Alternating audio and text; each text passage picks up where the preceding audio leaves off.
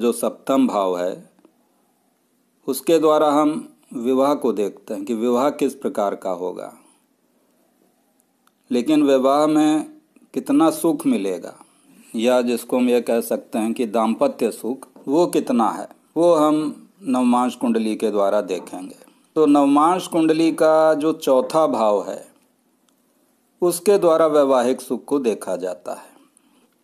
तो यदि नवमांश कुंडली का चौथा भाव शुभ ग्रहों द्वारा दृष्ट है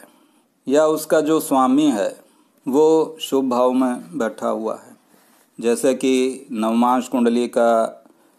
यदि चौथे भाव का स्वामी भाग्य भाव में बैठा हो, नवम भाव में बैठा हो, जैसा कि इस कुंडली में दिखाया गया है, यह नवमांश कुंडली है, यहाँ पर चौथे भाव का स्वामी शुक्र है और ये भाग्य भाव में अपनी ही राशि तुला में बैठा हुआ है।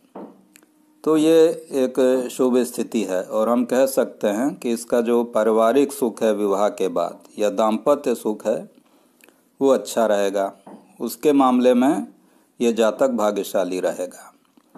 तो चौथे भाव पर शुभ ग्रहों की दृष्टि हो या चौथे भाव का स्वामी शुभ भाव में बैठा हो, जैसे कि लग्न में बैठा हो या पंचम भाव में बैठा हो,